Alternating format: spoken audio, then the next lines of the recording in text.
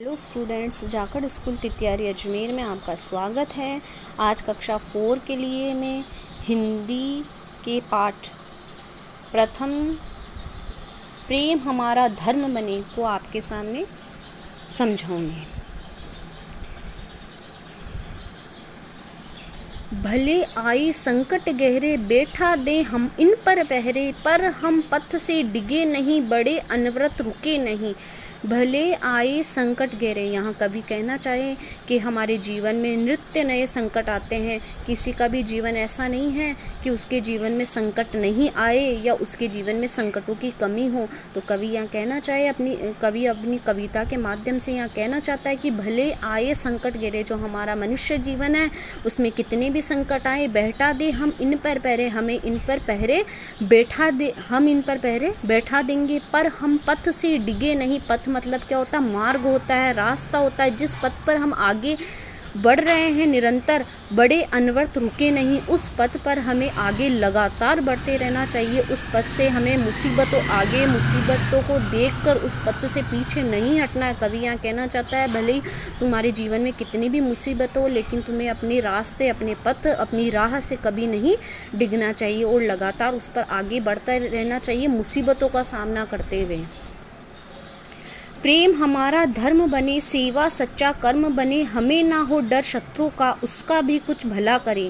प्रेम हमारा धर्म बने, कवि यहाँ कहना चाहता है कि कोई धर्म नहीं होता है। चाहे हमारा सबसे पहला धर्म क्या होना चाहिए? हमारा सबसे पहला धर्म प्रेम होना चाहिए। सेवा सच्चा कर्म बने, जो हमारा कर्म है वो प्रथम कर्म क्या होना चाहिए? सेवा। किसी गरीब व्यक्ति, किसी दुखी व्यक्ति की सेवा करना, किसी निसहाय की सेवा करना ही हमारा प्रथम कर्म होना चाहिए और हमारा धर्म प्रेम होना चाहिए।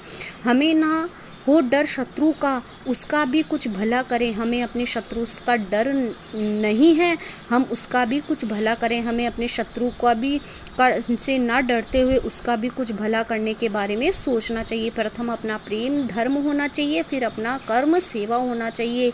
कवि कहना चाहता है अपने शत्रु का भी तुम कुछ भला करो। जीवन क्षण क्षण बीत रहा, इसका मूल्य समझ ले हम।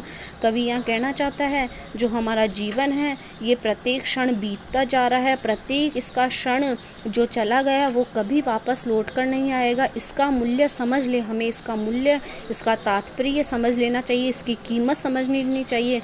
जो आज का समय निकल गया वो दोबारा कभी लौट कर नहीं आएगा। अपने वचनों से हटे नहीं, धर्म बड़े कभी घटे नहीं। अपने वचनों से हटे नहीं, हमें अपने वचनों से कभी पीछे नहीं हटना चाहिए। धर्म बड़े कभी घटे नहीं, जो हमारा धर्म है वह लगातार बढ़ना चाहिए, कभी नहीं घटना चाहिए। धन लोभ ना हो, पाखंड नहीं, अपने पर कोई घमंड नहीं। धन लोभ ना हो, हमें धन का लोभ नहीं होना चाहिए, हमें धन का लोभ नहीं करना चाहिए, पाखंड नहीं करना चाहिए। कवि यहाँ कहना चाहता है कि हमें धन का लोभ ना हो, हमें धन का लालच ना हो और कभी हमें पाखंड यानी दिखावटी व्यवहार, पाखंड नहीं करना चाहिए। अपने पर कोई घमंड नहीं, हमें अपने ऊपर कभी भी घमंड नहीं करना चाहिए। घमंड मतलब गर्व नहीं करना चाहिए, हमारे मन में अहंकार नहीं आना चाहिए। जीवन की राह सरल रखें, हमें अपने जीवन की राह, चाहे हम कितने भी बड़े व्यक्ति बन जाएं, अपने जीवन में कितने भी आगे बढ़ जाए, लेकिन अपने जीवन की जो राह है, हमारा जो रास्ता है वो सरल रखना चाहिए। हमें अपने कामयाबी, अपनी सफलता पर कभी घमंड नहीं करना चाहिए और ना ही पैसों का लोभ करना चाहिए। किसी भ्रम से बने कुटिल नहीं, हमें किसी भ्रम से बने कुटिल नहीं, हमें कभी कुटिल नहीं बनना चाहिए, दुष्ट नहीं बनना चाहिए। चाहे हमारे पास कितना भी पैसा हो, लेकिन हमें कुटिल नहीं बनना चाहिए। किसी भ्रम से, किसी धोखे से किसी के साथ धोखा नहीं करना चाहिए और हमें सरल रास्ते पर हमेशा ही आगे बढ़ते रहना चाहिए। आज आपका होमवर्क है इसी चैप्टर के शब्द अर्थ, जो मैंने यहाँ बीच बीच में भी लिख रखे हैं। यहाँ देखो, संकट का मतलब क्या होता है? मुसीबत। अनवरत का मतलब होता है लगातार। संकट का होता है मुसीबत, अनवरत का होता है लगातार, पाखंड का होता है दिखावटी, घमंड का होता है गर्व, भ्रम का होता है धोखा, कुटिल का होता है दुष्ट।